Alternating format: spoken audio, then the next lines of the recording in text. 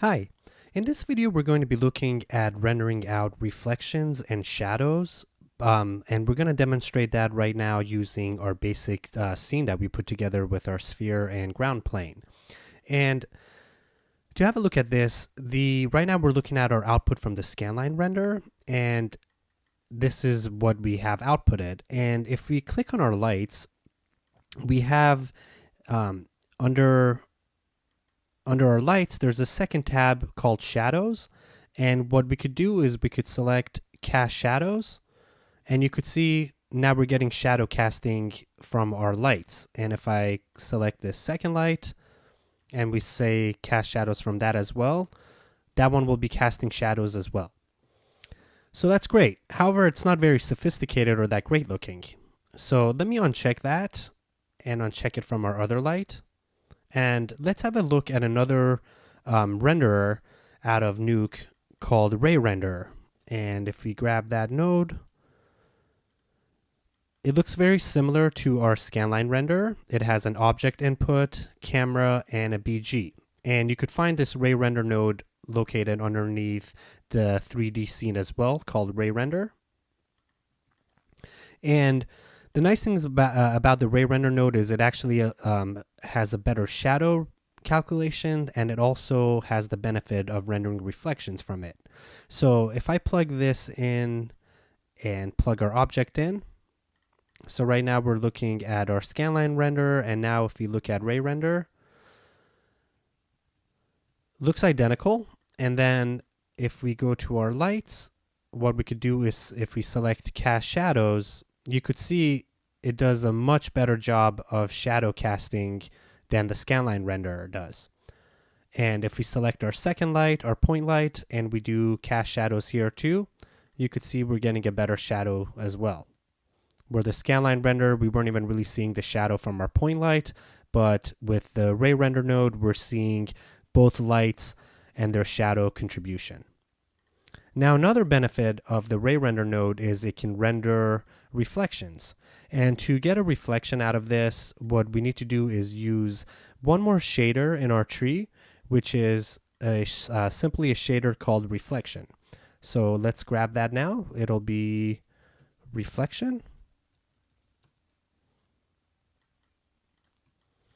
And what you want to do is you want to plug this reflection shader into the object that's going to be reflecting, that's going to be displaying reflection. So for example, if we have our sphere and we want our sphere to reflect onto the ground plane, we'd want to use this reflection shader on our ground plane, which in this case, it's our cube. So what we could do is we just plug this in after our basic material. And look at that, we're getting reflections outputted here. And you could also increase the value of that reflection. So for example, right now we could set this reflection to 2. Even more, we could go to 4 just to see it a little bit better. And if we look at, again, compared to our scanline, we're getting a lot more sophisticated render with a reflection and cast shadows. And let me put this value back down to 1.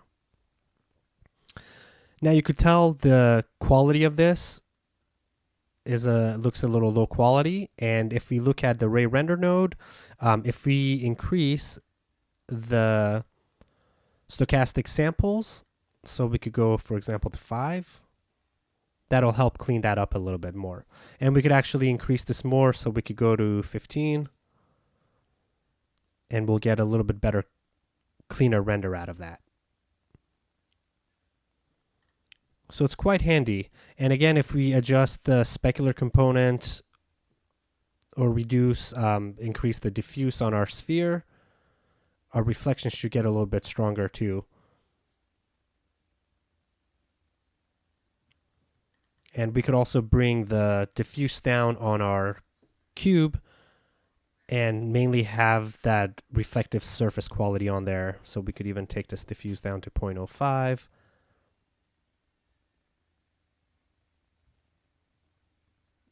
And there you go. So the Ray Render node is a great alternative instead of the scanline renderer to use to actually output reflections and better cast shadows.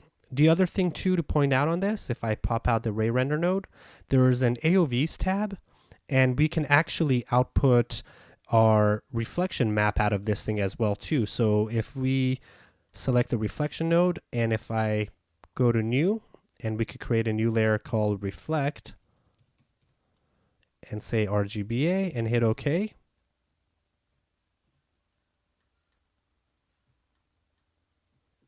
And we look at our AOVs that are being outputted.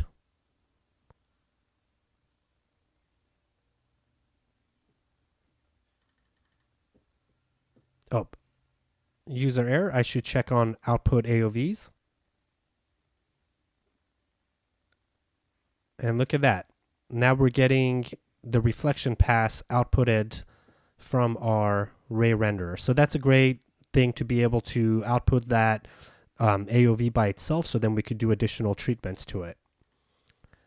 In the next video, we will look at using the ray render node to create additional reflections for our Zilla scene. And we will look at that in the coming video.